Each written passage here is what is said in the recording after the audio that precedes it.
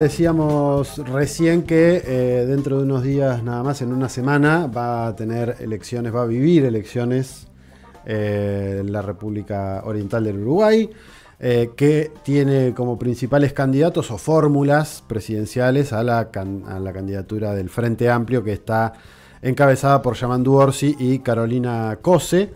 Y la fórmula, en términos entendibles, de centro derecha o de derecha, más allá de que esa calificación ya no explique muchas veces el mundo, izquierda-derecha, esta coalición que encabezan Álvaro Delgado y Valeria Ripoll, que vendría a ser el oficialismo, la coalición oficialista que sucedería, claro, en caso de ganar, a Lacalle Pou. Sí, que en realidad no va como coalición, digo, más allá de hoy estar conformado el oficialismo como una coalición. Cada partido dentro de esa coalición presenta, algunos no, pero el Partido Colorado, el Partido Nacional sí presentan fórmulas para esta elección general. Después se termina dirimiendo seguramente en una segunda vuelta, y es donde hoy vemos unas encuestas que posicionan a un Frente Amplio que desde 1999 ganó todas las elecciones generales, pero en 1999 y en el 2019 perdió en la segunda vuelta electoral. Eso es lo que hay que tratar de analizar, eso es lo que todavía no queda muy claro, que en las encuestas la fórmula del Frente Amplio aventaja por un margen interesante a la fórmula del Partido Nacional encabezada por Álvaro Delgado y Valeria Ripoll, es una realidad. Hay que ver si le da para ganar en primera vuelta, y si no le da, bueno, la cosa podría complejizarse, y hay que ver qué herramientas encuentra el partido que hasta el 2020 supo gobernar para enfrentar a esa coalición. Creo que hay un abanico de oportunidades. No tengamos en cuenta que Lacalle Pou gobernó casi al mismo tiempo que Alberto, ¿no? Una pésima gestión de la pandemia, la sequía, todo eso lo vivieron igual que nosotros, y así todo creo que no está muy claro. Con el agravante...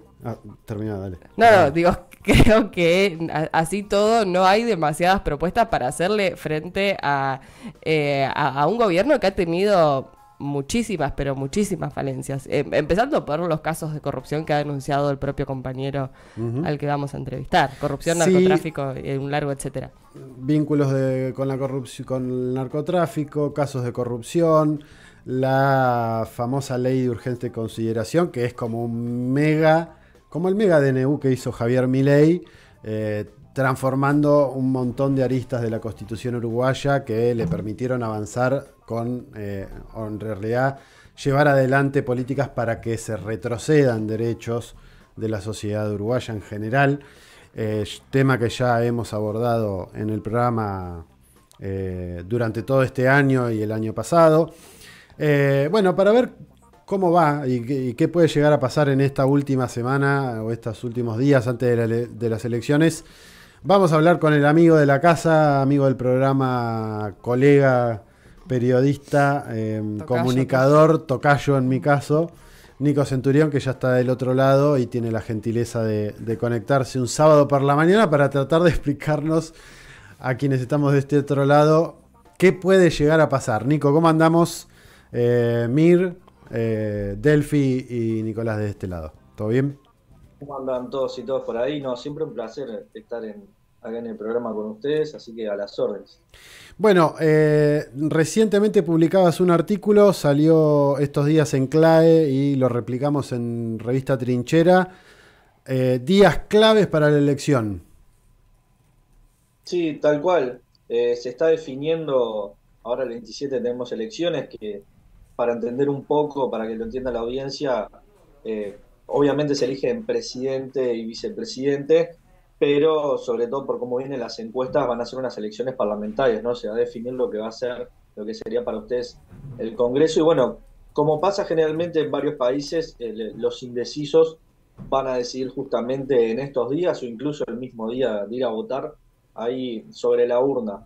Está bastante parejo, las últimas encuestas lo que dan es que el Frente Amplio está entre un 44 y un 47% de la mejor encuesta que le da Eso no le alcanzaría para ganar en primera vuelta, sería balotaje el 24 de noviembre, pero sí, si está cerca del 47, y depende de cómo se den algunas votaciones por el sistema de asignación de bancas, podría tener mayoría parlamentaria, que eso sería, digamos, un dato muy interesante para entender la realidad de los próximos 5 años, porque no es lo mismo ganar con mayoría parlamentaria que sin mayoría parlamentaria por todo lo que implica, eh, digamos, la promulgación de leyes y todo. Ujú. Pero está bastante parejo y como bien los estaba escuchando ustedes, es interesante ver porque la calle tiene una aprobación más o menos, de una imagen positiva, por lo menos del 50% aproximadamente.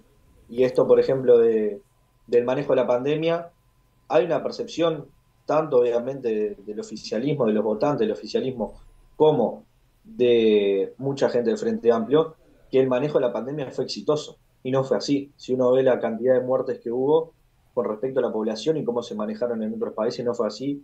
Somos el país que menos invirtió según la CELAC, que no tiene nada de izquierda. Entonces, en un momento se planteaba que este gobierno era una agencia de publicidad, incluso planteado por el Frente Amplio, y se dejó de usar ese mote que me parece que le calzaba muy bien. Entonces, bueno, como ustedes bien decían, muchas cosas parecidas quizás al gobierno de Alberto Fernández. Bueno, ¿qué pasa en Uruguay? ¿Qué pasa en la población que tiene la calle Pau esa imagen tan alta, con tantos casos de corrupción que hubo, con el tema del narcotráfico, el aumento de la violencia?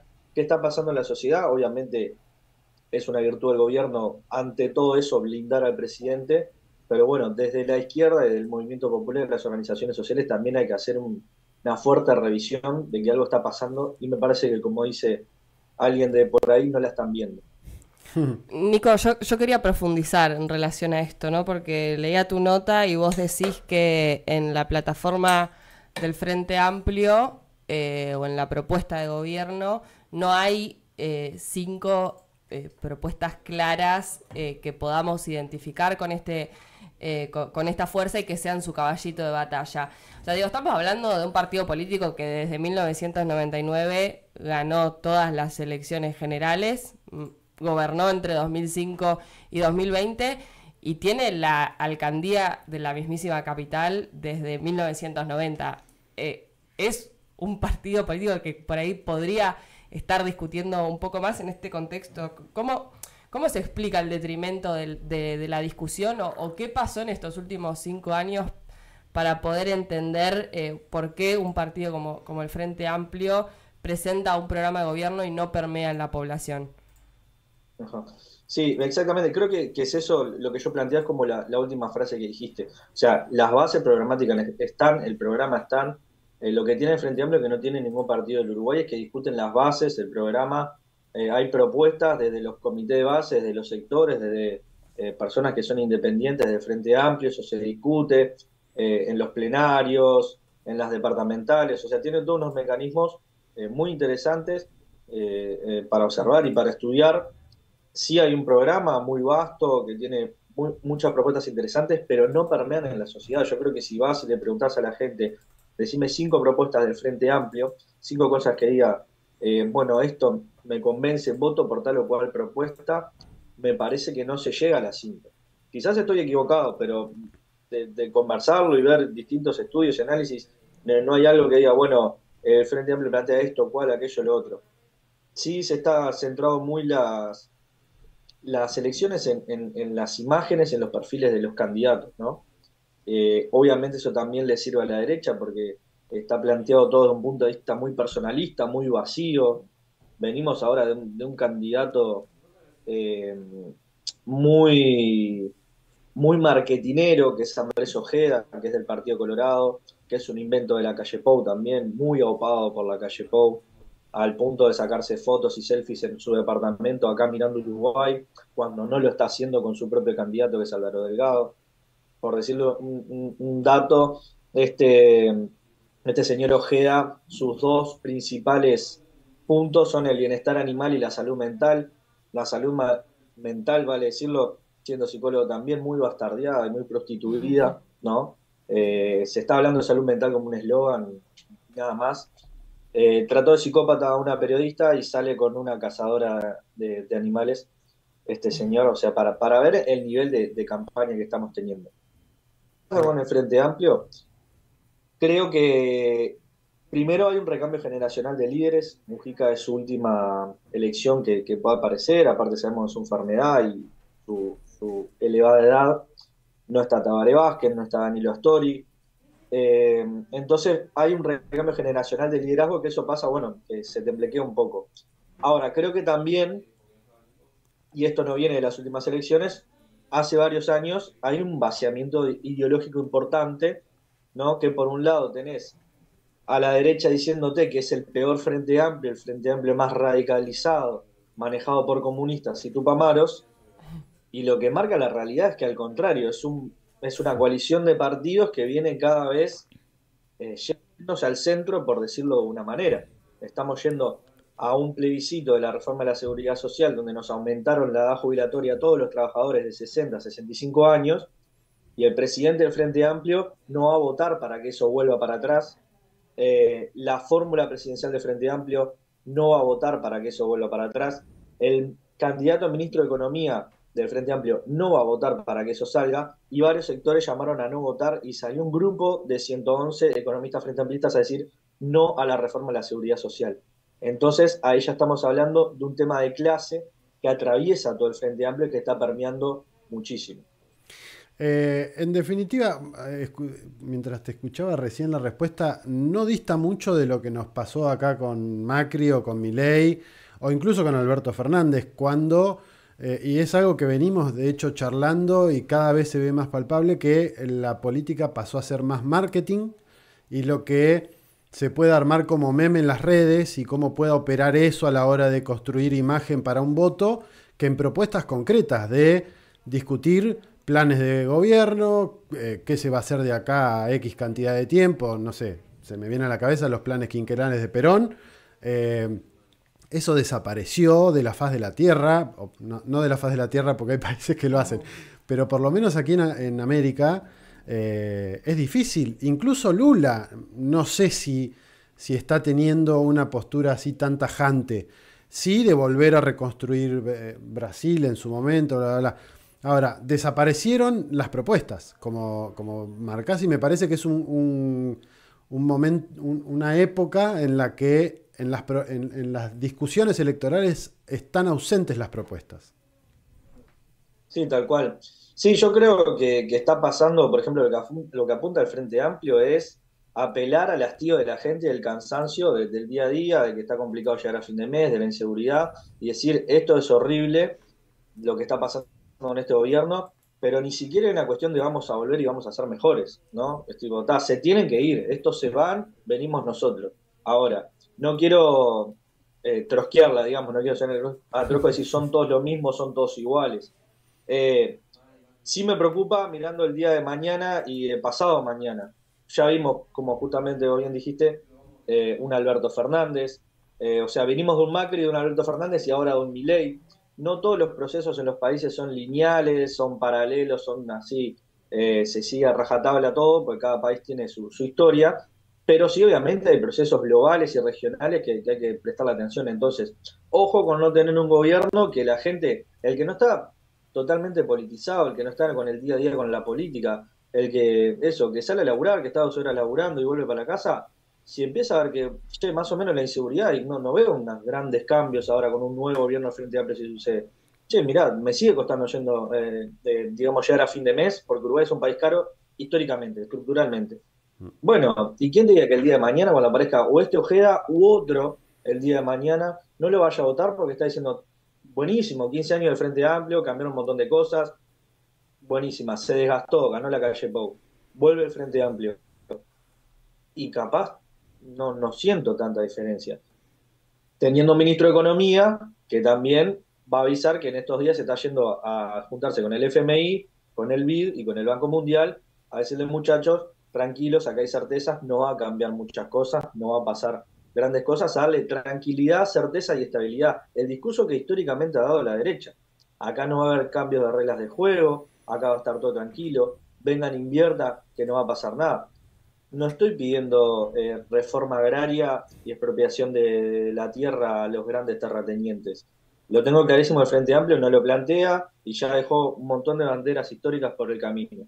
Ahora, no puede ser algo tan parecido. Y después, justamente, como decía, pasa eso, se pasa a un tema de marketing, tal domó a cual, mirá lo que dijo, mirá, se la mandó a guardar allá, y bueno, y las propuestas que está pasando. Entonces se empieza a licuar todo, y bueno, y después, por eso yo quiero pensar también un poco el día después de mañana, para, obviamente, nunca voy a decir que son iguales gobiernos derecha y el Frente Amplio, obviamente los cambios han sido bruscos y muy grandes, ahora tengamos cuidado.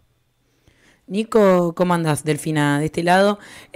Justamente en línea con esto que venís planteando sobre esta falta quizás de propuestas y de una diferencia sustancial, ¿no? entre cuál es el proyecto de cada uno de los partidos y coaliciones. ¿Cuál es el clima social en Uruguay, digo, con respecto a las elecciones?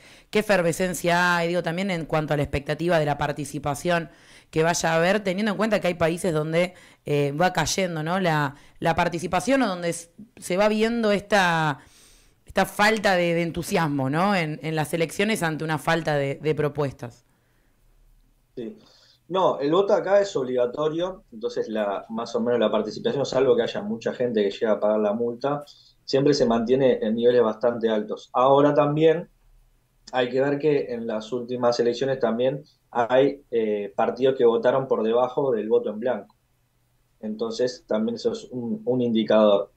La efervescencia que hay es la que vos cuando abrís una botella de gas, la dejás 2 días ahí en la cocina, abierta. Bueno, esa es la efervescencia que hay. Está bastante chata la cosa por todo esto que veníamos hablando. Es una campaña que no seduce, no propone, no hay como grandes líderes. No hay una cuestión, quizás 2004 me decís, puede ganar por primera vez el Frente Amplio, ¿qué puede pasar? O esto, las últimas elecciones de que podría haber un cambio de signo, que pueda ganar la calle.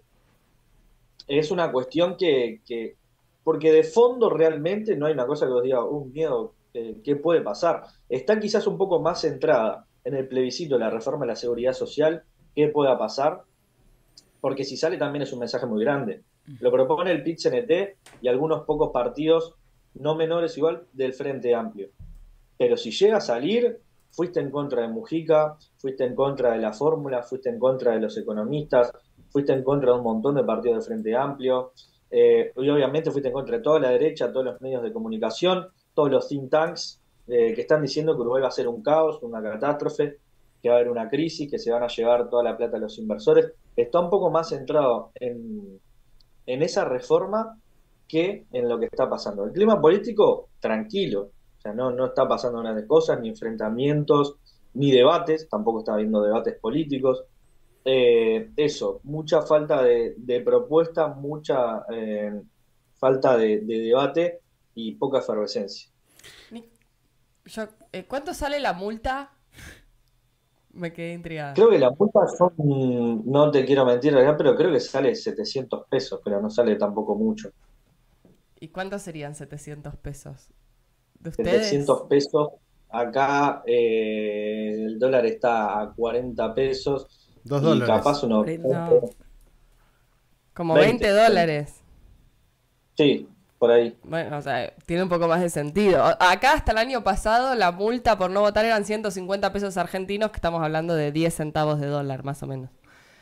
Así de devaluados estamos. Nico, dentro de estas posibilidades, una cortita para ir cerrando. ¿Hay chances de que en segunda vuelta gane el Frente Amplio o la coalición de derecha que podría armarse le complicaría la existencia en caso de llegar? Porque ese me parece que es el gran escenario a tener en cuenta. Tal cual. No, eso es una buena pregunta porque la estrategia también de la derecha, cómo se publicitan los medios, no solo para afuera, sino también a la interna, es un poco engañosa. ¿Por qué pasa?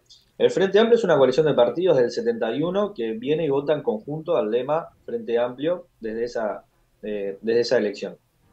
Después la derecha, en el 2019 formó la coalición multicolor, que fueron al balotaje a votar juntos, o sea, partidos separados, pero todos convocaron a votar a la calle Pou. En esto pasa lo mismo. En la primera vuelta van a votar cada uno por separado, cada partido va a sacar de la derecha sus diputados, sus senadores. Ahora, obviamente, en la segunda vuelta todos van a votar al que pase de la derecha, porque acá en el balotaje pasan las dos fórmulas más votadas, solo las fórmulas. Lo que dan los números, que por eso quieren hacer el enganche y este engaño, te suman a todos juntos a la coalición republicana, como le dicen ellos, la coalición multicolor, en la primera vuelta te dicen va a sacar más que el Frente Amplio. Pero son partidos distintos. Ahora, los números que te da cuando, por ejemplo, vos pones a Orsi con Álvaro Delgado, Orsi le saca 10 puntos a Delgado mano a mano. O sea, mucho más de la diferencia que más o menos se estima que van a votar en el Parlamento. Ahora salió una encuesta que no se sabe igual de dónde, que supuestamente Orsi solo le ganaría por 3 puntos a Ojeda, porque están disputando entre ellos que ahora quieren como que Ojeda vaya al balotaje. Para mí están inflando un poco los números, para mí están con esto. Bueno, por ejemplo, esto que, volviendo un poco a las propuestas, es el tema de dicen Ojeda es el nuevo presidente y es la nueva política, no se sabe qué. No se sabe cuáles son. No es que no se sean sus propuestas, es una muy vieja política de un tipo joven, fachero, musculoso, que no sé si han visto el spot, pero no propone nada nuevo.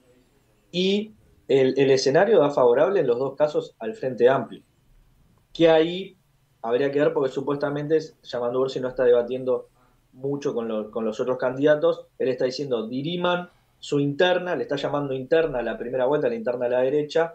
Cuando tengan un candidato único, ahí sí voy a debatir en la segunda vuelta, ojalá suceda. Nico, gracias por estos minutos y por aclararnos un poquito más el panorama de cómo viene la mano por aquel lado del río, cruzando el río Paraná. Bueno, a las órdenes y como siempre un placer con ustedes. Abrazo grande. Charlábamos con Nico Centurión, colega uruguayo, además psicólogo, como bien lo marcó, investigador asociado o analista asociado de CLAE. También publicamos sus artículos en Revista Trinchera y uno de los promotores de Periferia, del medio multimedio Periferia.